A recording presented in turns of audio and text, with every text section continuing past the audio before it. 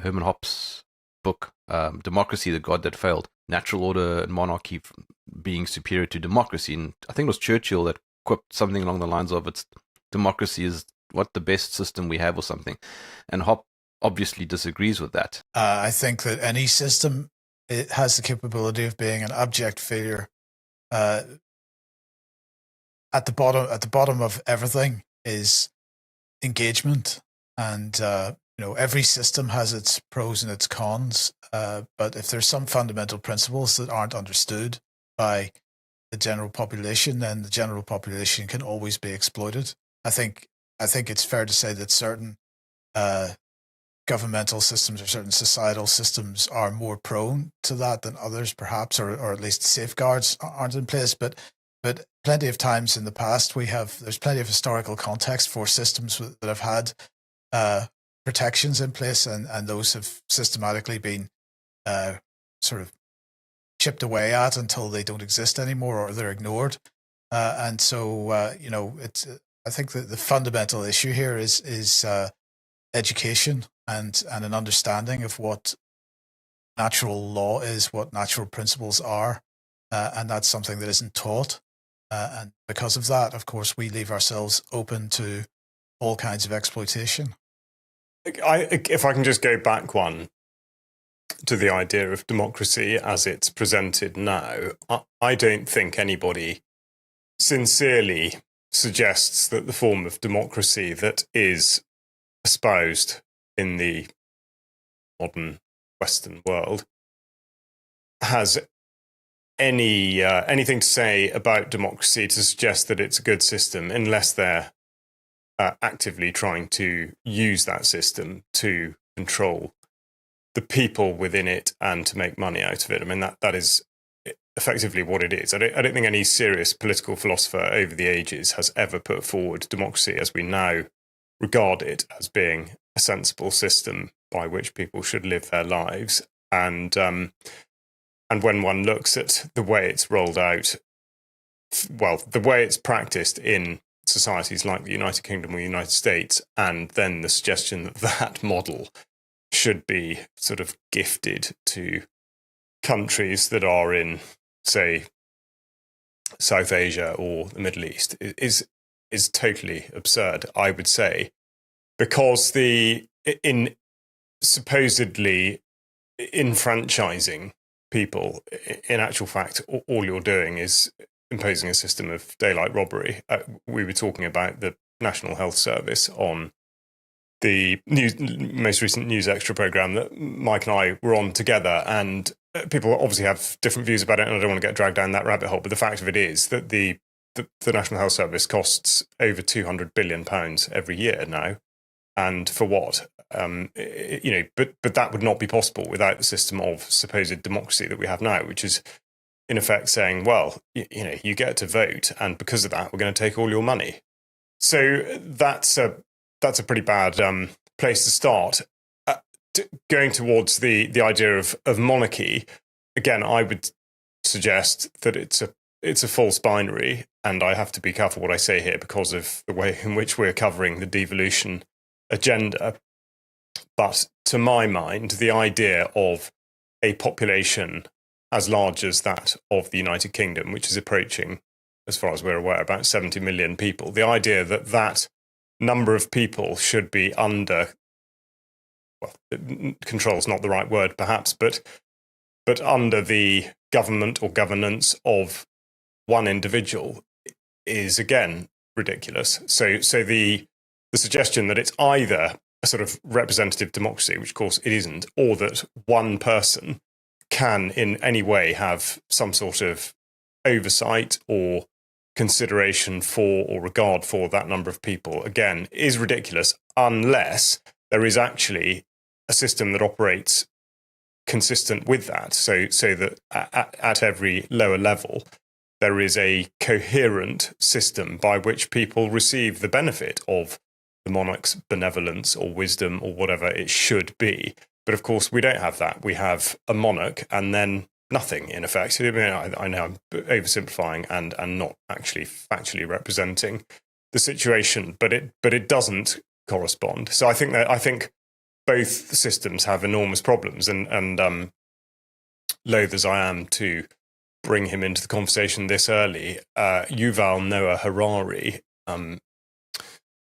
Klaus Schwab's sort of jack-in-a-box academic bloke, he's written extensively and I would say quite coherently about some things, definitely not very coherently about others, but one of the things he talks about is societal groupings and the idea that 150 people represents the approximate maximum for having a structure within which relationships between people can work effectively without there being all the ills that are associated with democracy.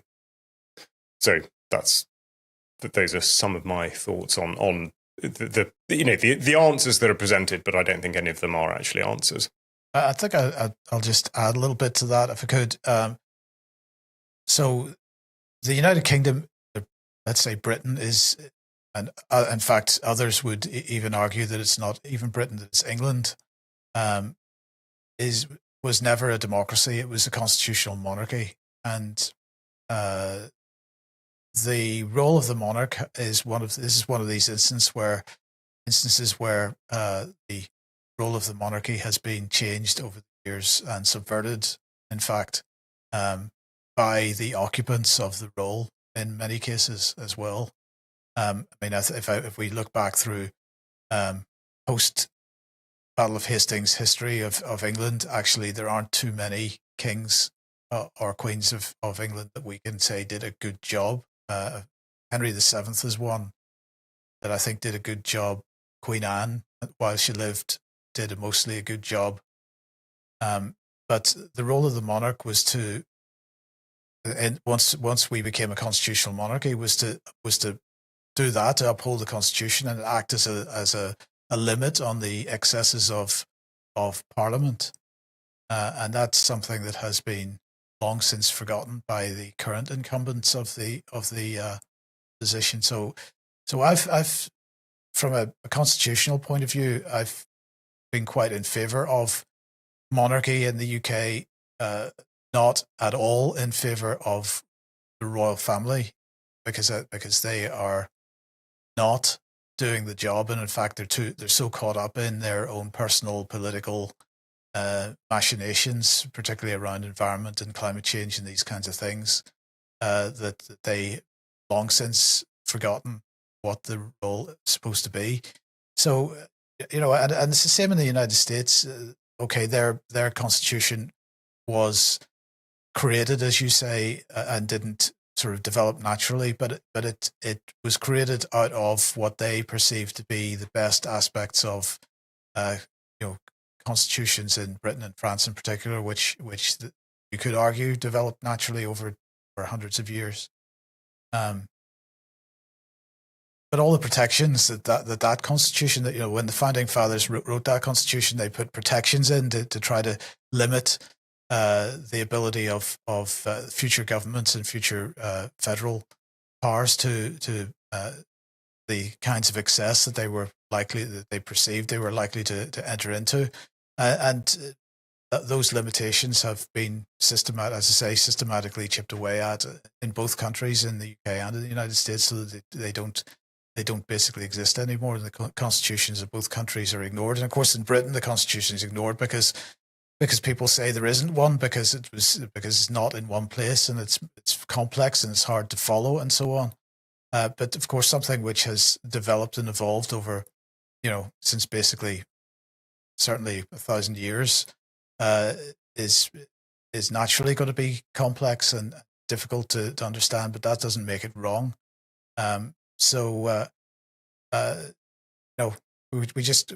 got to remember we don't live in a democracy, and the term democracy, as I think we've sort of mentioned, is I think we can say it is 180 degrees from what it should be, really, as Charles has said. So, lots of people are looking at monarchy as being something dangerous because it's power in the hands of one person, but not necessarily. It can be the role of the monarch, as it's supposed to be in the UK, is one of being aware of what the limitations are on the executive in the country and protecting the people from that, and that is that's in the coronation oath, and consistently ignored by monarch after monarch. So upholding the laws and customs of the country is something that is the core role of king or queen. It's been adhered to for a long time.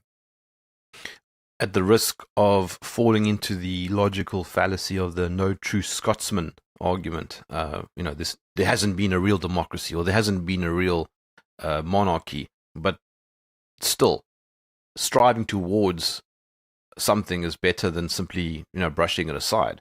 A monarchy is superior historically to democracy, and I think the sort of idea that monarchies are just sort of this King Joffrey idea from Game of Thrones, where the king just wants to kill everybody. I mean, it's more that's more in the realm of fantasy than reality. Because if you think of natural order emerging, like you'll have a family that settles on a piece of ground, and they decide they're going to farm it a bit, and as it expands slightly, they might need a bit of help, and so they'll get some people from, I don't know, neighboring town or something to come and help them.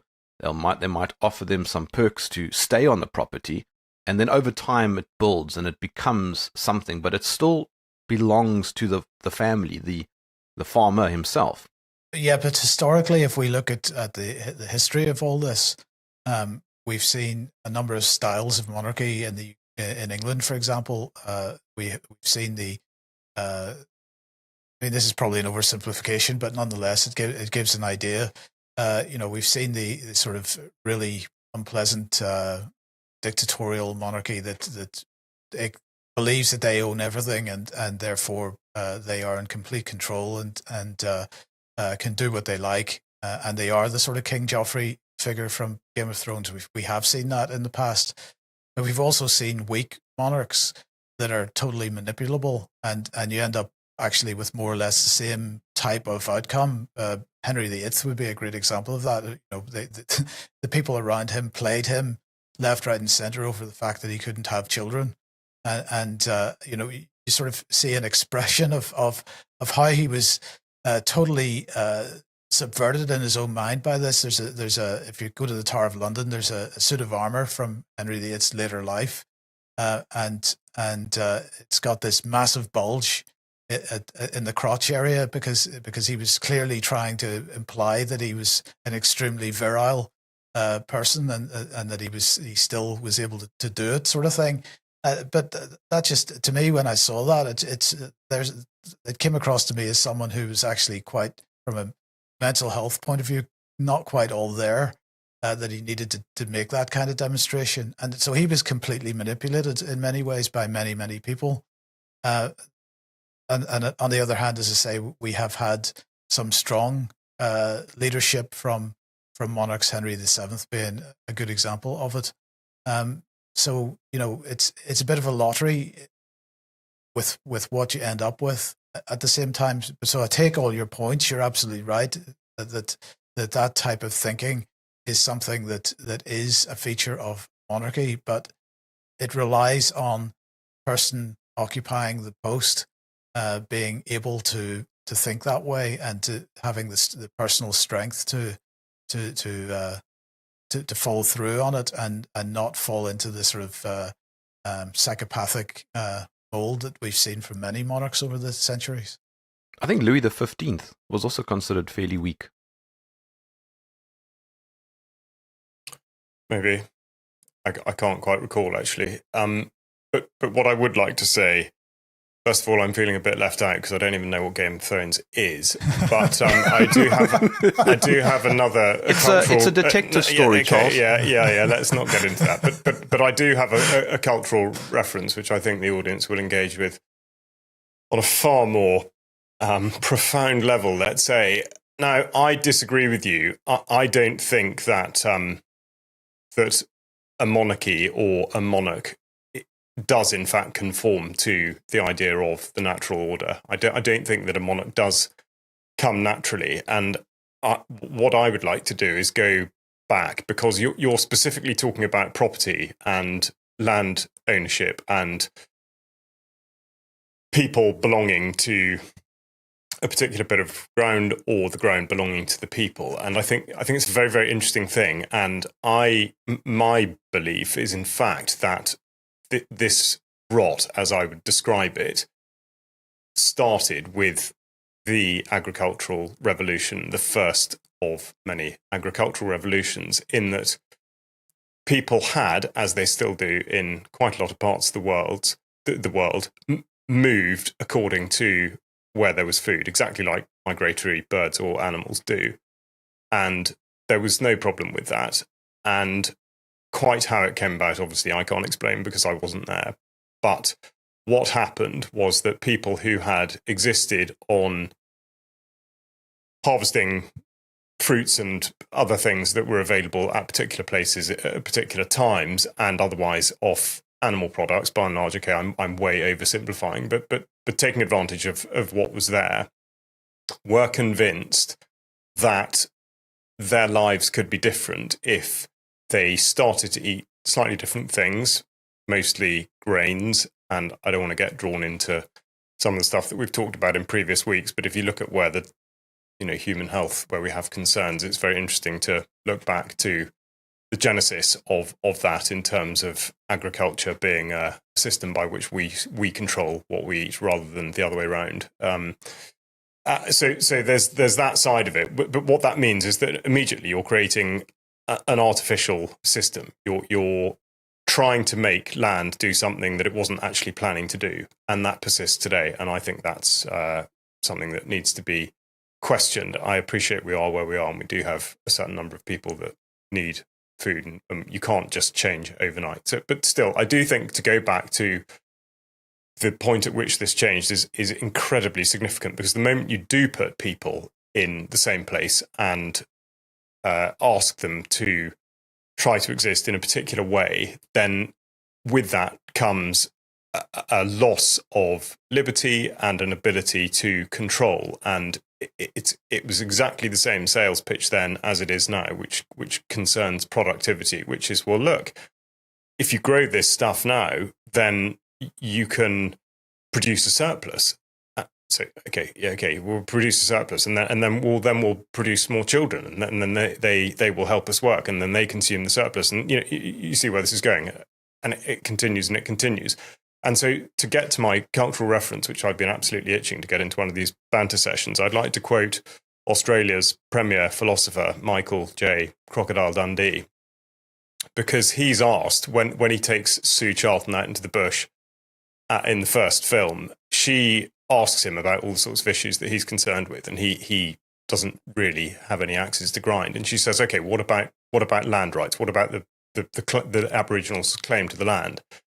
And he says, no, well, that's not how the Aborigines see it. They believe that they belong to the land. So the analogy he gives is saying, who owns the land would be like two fleas arguing over who owns the dog they live on.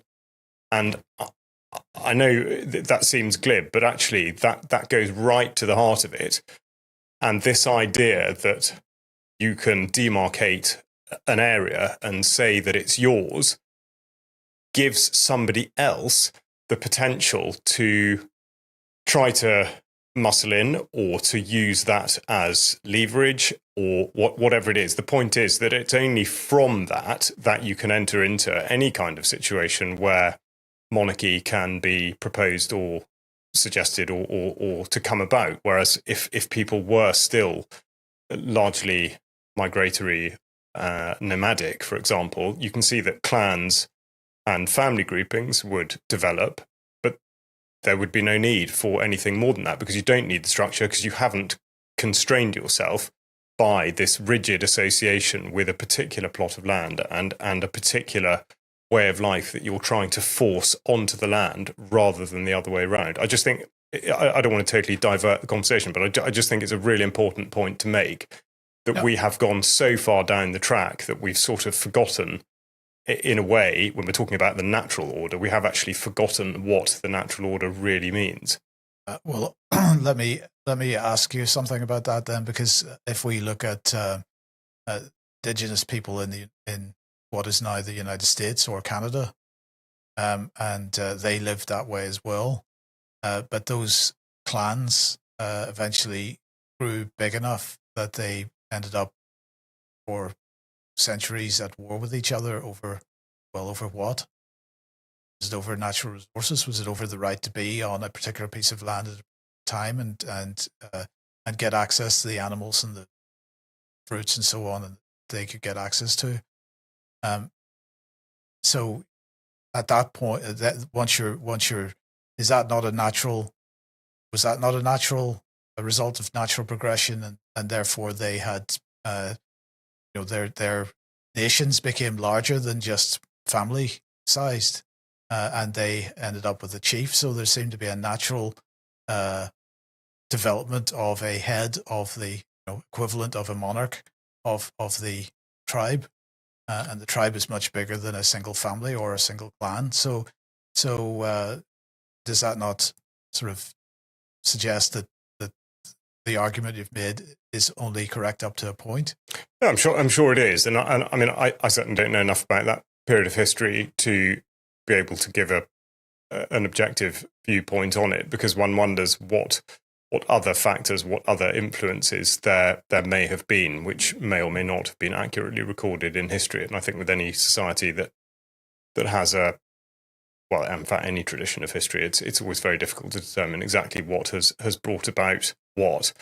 So I don't know is the honest answer, but no, I absolutely take the point that yes, you are right. There has of course been conflict, and I'm not suggesting that there wasn't, and I'm not suggesting that hasn't meant that there'd been larger groupings made. But I think still to go back to the point that therefore a country, I mean, even then we're still talking about groups of people that by and large considered that they could go wherever they wanted to go, and if there were competition for the resources that were in that place, then that would result in conflict, and quite possibly, as you say, would result in larger groupings of people. But I don't know. It's a bit of a chicken and egg argument. But I suppose one thing that I've found fascinating, and I know this is different, it's absolutely not to the point, but I think if we look at a lot of the history of what we regard as tribes in Africa, and the way in which they have been either in conflict with one another or controlled or whatnot, that shouldn't be disassociated from the beginnings of the colonial period, where the initial control mechanism was exactly to manipulate and change the clan and family groupings in order to form what subsequently became known as tribes. So I think it's very easy to have a very sort of blurred view of that period of history. But as for North America, I don't know. Yeah, no, it's a very good point. And at what point any of this did start to change, I don't know. And you see, the other thing, Jerm, is don't want to necessarily take this conversation down a blind alley, but if we're talking about natural order and we're talking about what is natural, I do wonder about this whole discussion about human activity and what's natural and what's artificial. When if we say that we are natural in the sense we've evolved over time to what we are, at what point did it become normal to assume that everything that we produce is somehow artificial because it came out of our brains, which are natural? So I don't know whether you want to go in that direction, but I think this would be worth having a quick discussion about. I'd be interested in Charles's view on that. Let me just quickly apologize. I have some serious rain coming onto my roof, so if it's coming through, it's you Charles, now. It's my turn this time. Sure. You may as well just blame me. I always come back to a farming scenario, an agricultural setting, because that is the heart of civilization. It is farming. And everything that's built on top of that is effectively centered around the agricultural setting. Of course, now, as we head towards sort of like a technocratic future, agriculture is on the outskirts. It's no longer the center. Yeah, well, yes. just to sort of split hairs, I mean, is it actually a farm or is it a source of food? Because it's quite fascinating how if say one takes the incredible range of documentary series that David Attenborough has produced over the years, and how as time has progressed, the climate change narrative has been woven more and more into his script, and actually has become the only point of producing any of his stuff, as far as I understand, in the most recent thing.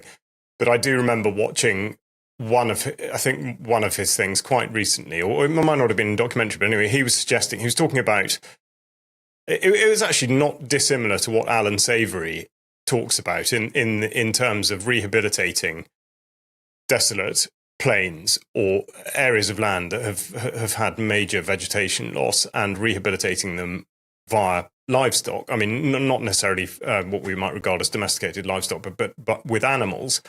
And Attenborough makes the same point, except that he is specifically saying, and then that's it, they must never be touched. Whereas, of course, at the point, going back to the sort of early days that we're talking about, where there were animals there which people would have eaten, but in such a fashion that there would have been no harm to that population in terms of its ability to maintain its levels, or indeed increase its levels. And if they increased to a certain point, then presumably some of that herd or the entire herd would have moved elsewhere. But of course, with Attenborough now, that's not how you regard it. It's just sort of, it just keeps going, and humans never get the benefit of it.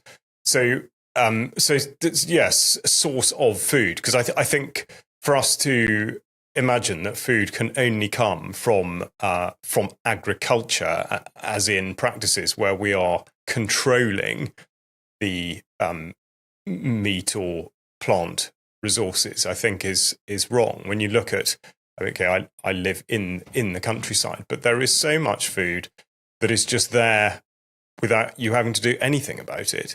So why on earth do we ignore all of that? So I don't mean to be too pedantic. I mean, I do mean to be quite pedantic, but not too pedantic, hopefully. Because the reason I mention it is just, again, it's this whole idea of natural, and the difference between, well, if we can do it, is it natural?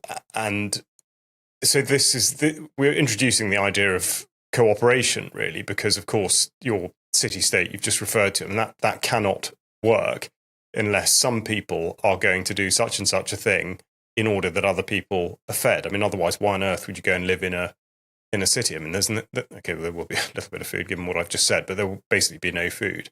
So that's an element of it, and I think this is what Ben Rubin and Will Keats' recent discussion on this issue on the natural order was fascinating in bringing out this idea that, in effect, you may do absolutely anything until such point as it impacts on somebody else's life.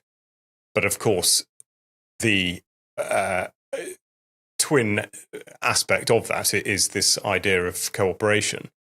But the reason that all that food that you're talking about is left on the trees, as it were, is because it comes back to the original point of engagement by people, because people want to just sit in front of the television and be entertained rather than take an active role in their lives. The reason that systems of government collapse into corruption and despotic treatment of individuals is because individuals make the wrong choices. And if food is being left on bushes and on trees that's growing naturally and is available, it's because we don't want to spend our time doing that. We want to spend our time watching Game of Thrones.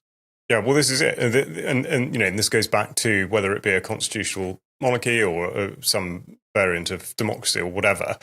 Effectively, there's always two different things. There's the system as we find it and as we can fault it over the years, or there's the system as you can design it on paper, which, as the jokes always go about socialism or communism, it never ever works out like that.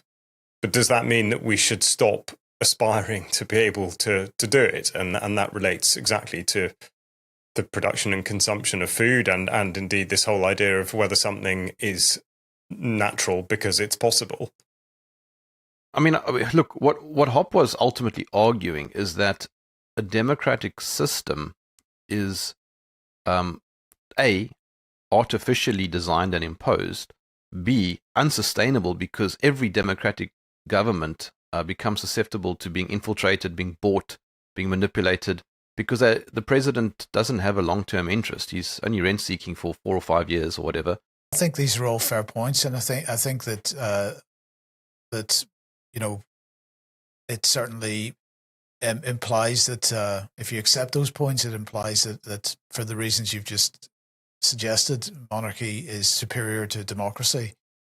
And I think one of the limitations of the conversation that we've had so far is that aside from the discussion of indigenous peoples, we have been focusing on Western leadership, and one country that we haven't considered so far, we're talking about big populations, is China. That society has up until the Cultural Revolution existed as an empire with emperors for thousands of years, very successfully, and not just as an empire that within itself, but a trading empire. And although Western financial interests from once the Silk Road got going, once certain financial interests from Italy started trying to take advantage of that trade, nonetheless, they were largely successful in what they were doing. But it was interesting that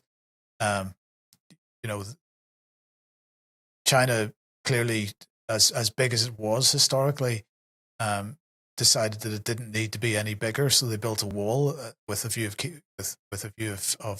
keeping people out. But of course, that also made it difficult for them to expand any further than the wall. So China is an interesting. I think that we should know much more about the history of China and how it's been governed over the years, and having a look at. And I don't know enough about it, so I'm not going to try to wax lyrical about it. But something we should be looking at and seeing what the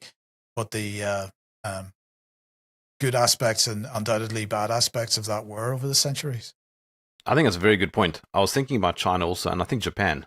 In fact, you're right. Some of the non-Western countries have very different historical structures of hierarchy, which is what you alluded to earlier, Charles, about culture playing a massive role.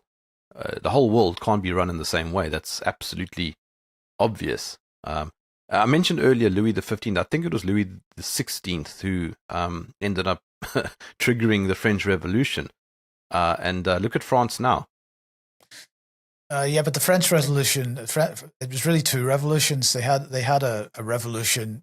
It began as a revolution that was, in intent much more like what the American Revolution became, and then of course the Jacobin Terror took over the show, and we ended up with, France ended up chopping the heads. So you sort of hinted at this a few minutes ago. They chop the heads off anybody that had an intellect or a brain, and so you ended up absolutely with people that didn't really know anything about anything setting the rules, and so France, modern France and modern French bureaucracy is the result of that, and anybody that's spent any kind of time there knows how absolutely appalling that can be.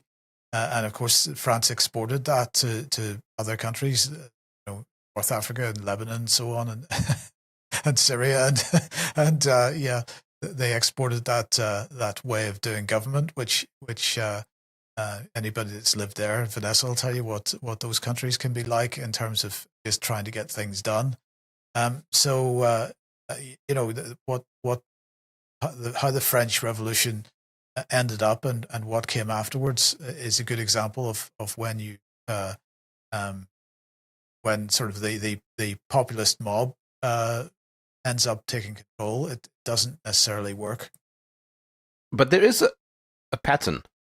You mentioned China a moment ago, and the States is similar. As soon as you have a population that is very big, it goes beyond a certain size, what happens naturally? They start federalizing. I think direction of travel is important here. I think as populations grow and they self-organize, bottom up, then you choose if you're if you're sensible and clever about this as a group of people, you will choose the best people to be taking on the sort of leadership role.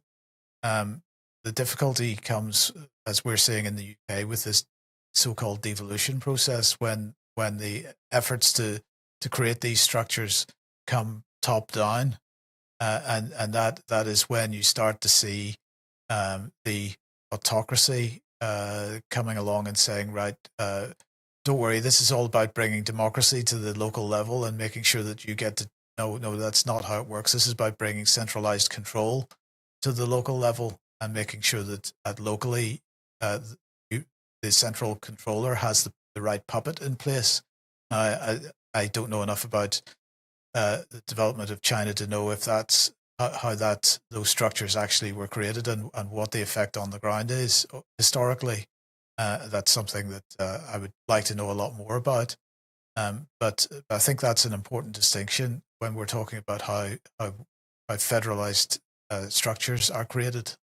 Timing also is another factor. I mean, I can't remember if it was meant to be ascribed to one particular Chinese diplomat or whether it's just sort of the Chinese view. But the story goes, within the last couple of decades, a Chinese diplomat was asked at a state event, a state banquet, I think, in the UK. He was asked his opinion of the results of the French Revolution, and his reply was that it was too early to tell. And it's sort of often reported as though it's a funny one. It's not funny. I mean, I think it's completely serious. And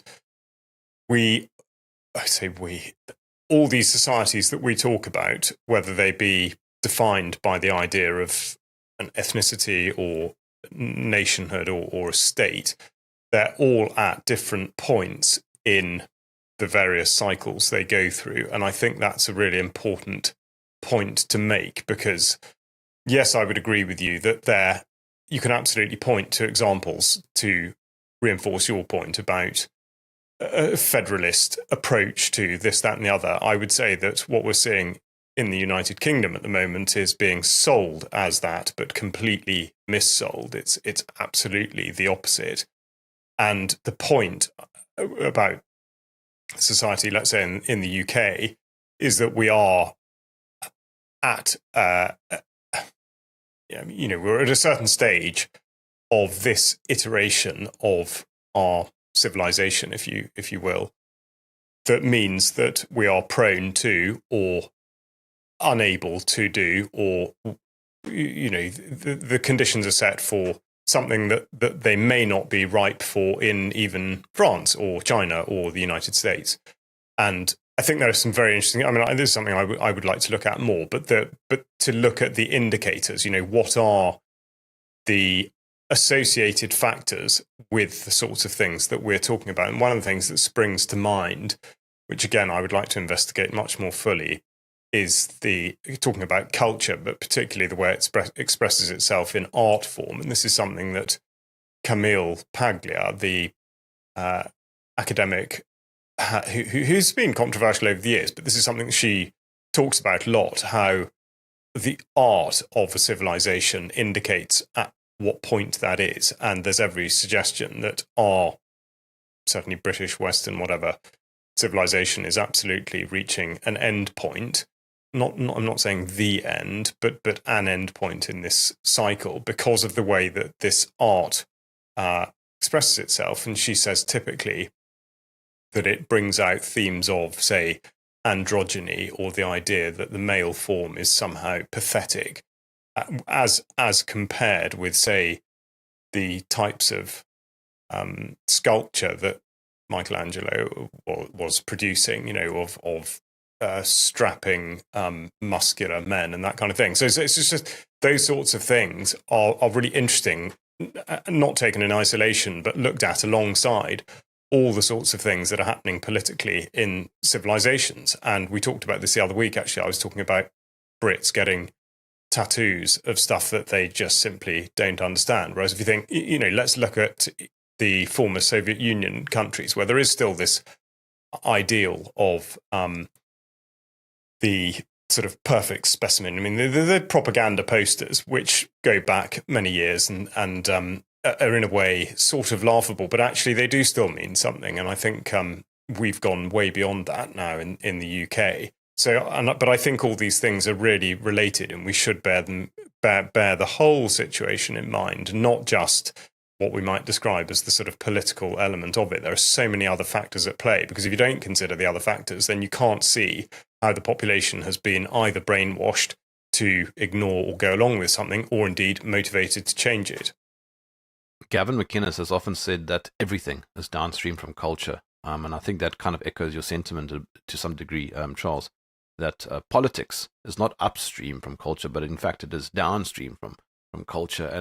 And this is why but Jerm, that's a really interesting point, because the question, because if we're talking about natural order, the question is, does culture develop naturally, or is culture manipulated? And to follow on from Charles's point, when we're looking at the artwork that's being produced at the moment, and in fact you look at academia as a whole, this has such an influence on culture. Not only because what follows from what's being taught in academia is scripts for television shows, it's scripts for plays, it's the type of art that we're seeing, and maybe perhaps it's a feature of a collapsing society that culture becomes something which isn't an expression of that society, but is used as a mechanism of control in and of itself, right? And I think it's important to acknowledge that. Yes, I mean, sure, I agree, but I also still think that historically, everything was downstream from culture, and that culture did emerge. If you consider the Zulus, for example, right, they emerged out of the various Bantu tribes in southern Africa.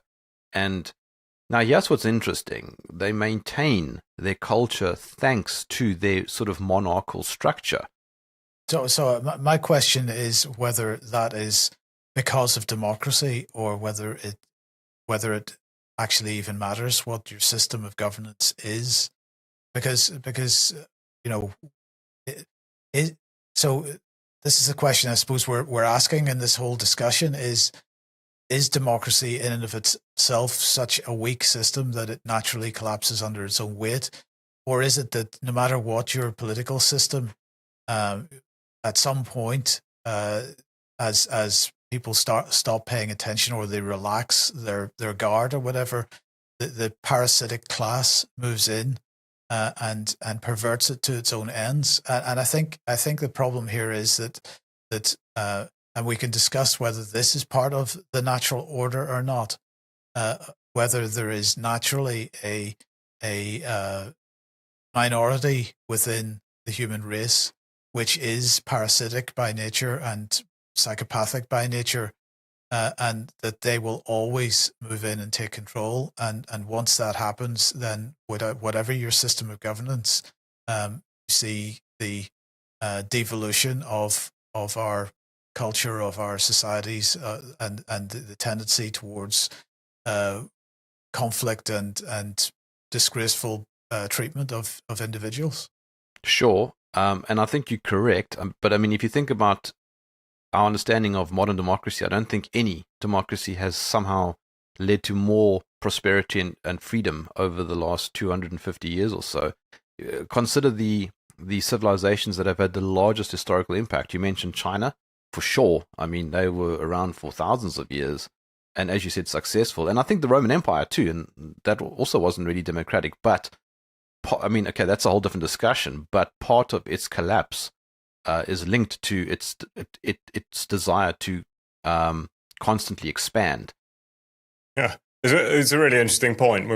Considering the natural order and the constant requirement to search for equilibrium, like any system. And I think the point about the prevalence of, say, psychopathy is fascinating, because I think this is where a lot of people come unstuck, perhaps, in that we, in this discussion here, the three of us would have, as articulated by these conversations, broadly overlapping worldviews, and yet they are very much discordant with the majority of people who are out there because they have been conditioned, I would say, to think a particular thing. I don't think there's anything natural about that. I think these are thoughts that are introduced via all the mechanisms that we talk about, whether it be subverted democracy or culture that's been, again, subverted.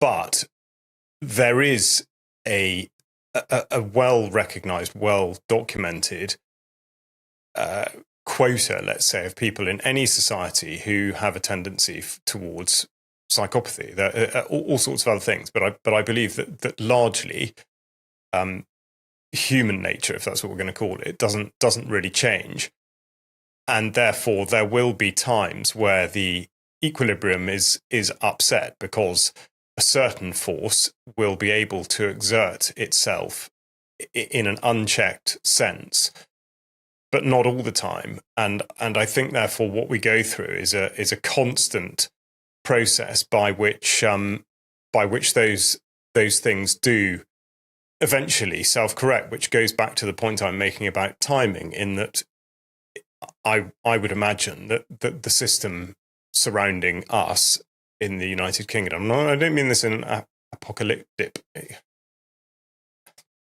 in that sort of sense, but what I mean is that it will collapse at some point, and that's fine because something else will replace it, but we don't really know what that is yet. But I think we can be quite clear on why it's happened, because the number of people that want to behave in such a fashion as to create poor conditions for others in society, and they do unfortunately have the control, the will, and the means to do so. We're talking about the sort of the elite oligarchic class. Well, it doesn't really matter who they are, but the point is that the influence they have, I say, is absolutely disproportionate, and they shouldn't wield it, but they've been able to. But that will only go on until a certain point. Quite what will determine that, I don't know. But we're going back to the natural order. For whatever reason, that does seem to be the way in which people express themselves across the entire spectrum of society. So there will be a point where that does sort of self-correct, and I think what we're talking about, whether it be going back thousands of years through Chinese history or anything else, that there will have been points all along the way where that will have happened. The same thing with the fall of Rome and everything else. So ultimately, greed, let's say, psychopathy, whatever, does burn itself out, or does cause that implosion. To what degree an awareness of that can mean that people can actively do something about it, or whether it has to just run its course, I don't really know. But I think it is absolutely observable. Isn't a great way of looking at it also, if you just take a step back and scale everything down, right down. How do you govern your home and your family and those who work on your property? I mean, that's the way I like to look at it. And then from there, you scale up. Yeah, to an extent. Although, I mean, I sort of go back to the let's say, the prehistory of before we're talking about property ownership, land ownership, agriculture, whatever. This idea of conforming to somebody else's plan, will, whatever, I think only comes from a situation in which if you didn't conduct yourself in a particular manner, you would either starve or die, because there were obvious ways in which you dealt with a particular situation. And I think all you're talking about now is really just an extension of that, where there will be, in most cases, one person that has a vision and an understanding of how to avoid starvation and death at one end of the spectrum, but mostly to engender a system that is for the benefit of everybody. But it does need to conform to the sort of natural requirements, I would say, and the mental side of that, happiness and all the rest of it is clearly an absolutely enormous part of it. And that's sort of the struggle we have. If we imagine a life where every day is in fact a battle for survival, then you're not really at leisure to be considering all the sorts of factors that we do consider now. And therein lies a massive problem, a little bit like the whole idea of knowledge and even the very discussion we're having. I mean, people who would want to enter into a discussion like this or even listen to it are in a very, very small minority. I wouldn't have it any other way. I would not want at all to be in a position where you just don't even think about these things because they're just, that's you just go through life and it sort of passes you by and you just get what you get. I think that would be appalling, even if in considering these things you appreciate that the situation is not perhaps exactly as you'd have it. But yes, I think this is sort of what it goes back to. This idea of through cooperation and all the rest of it, we've achieved what is regarded as sort of development. But with that comes this extraordinary sort of slack in the system, and it's kind of what the heck do we do with that? And then that leads into let's have a monarch or let's have a democracy or all the other stuff that you wouldn't have had when it was just right. We need to go and get some food today. Yeah, but I mean, the point that I was making, I mean, I'm agreeing with you, but the point I was making is that nobody sits down and says, right, this is how we're going to run our household. It just naturally occurs. Yeah, sure. No, I mean, sorry, I wasn't trying to disagree. All I was doing was sort of harking back to a time where it's just, right, well, if you don't jump across the ravine now, that bear will eat you. And yes. I think that's how I tend to think of it now. Not so much with the ravines or bears, sadly, but yeah. Also, I just want to point out, because I'm fairly certain that somebody will mention this, but the anarchy or anarchist view of having no sort of governance structure, I used to think that. I just see it as silly now. I think it's just academic. It's what people think could work, but I mean, it doesn't happen in reality. Human nature needs hierarchy.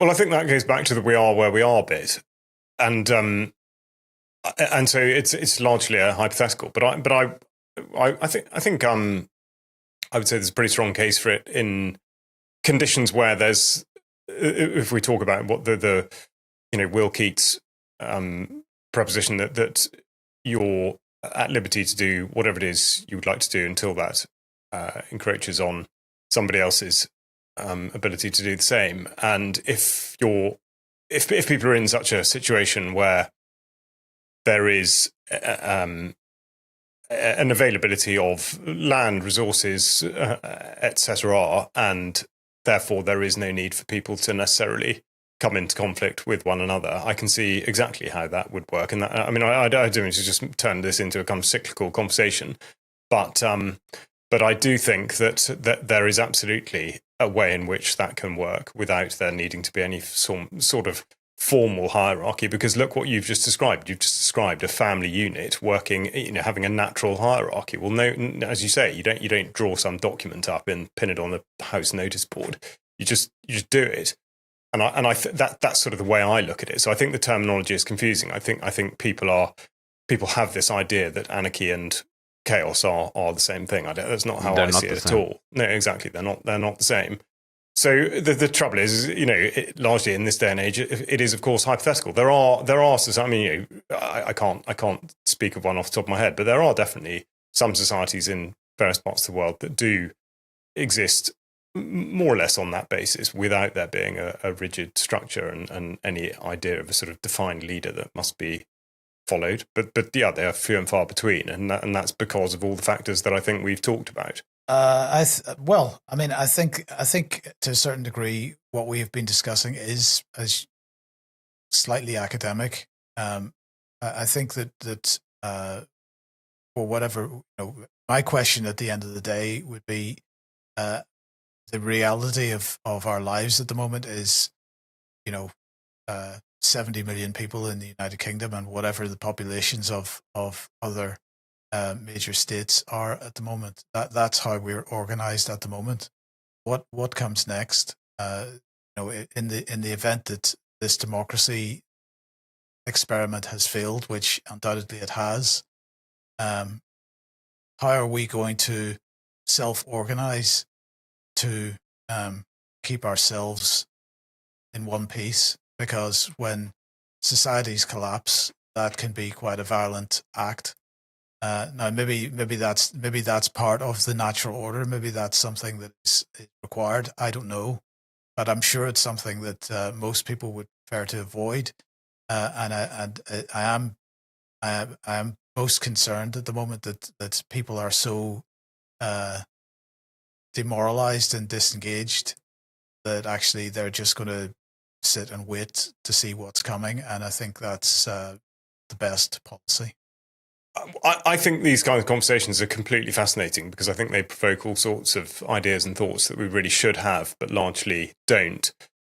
Sometimes they can be a little bit sensitive. Sometimes, of course, exactly like we say, they're very nebulous because we don't really know. We don't know what happened in the past, and we certainly don't know exactly what's going to happen in the future.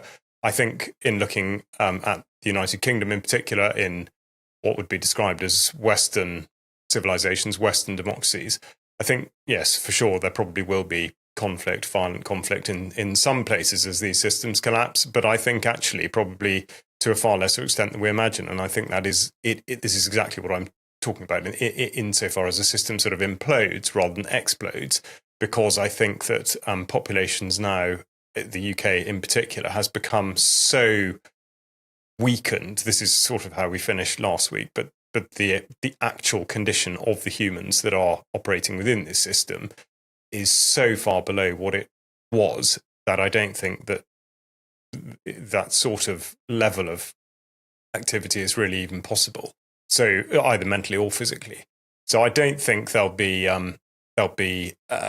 sort of catastrophic and cataclysmic results, but I do think that things will break to such a point where a new system must emerge, and what form that takes, I don't know. But it should. But I don't think that should be regarded as a negative. It should absolutely be a positive, because it does return to the idea of there being a natural order and there being a proper understanding of people having liberty, which by and large people just have no idea about.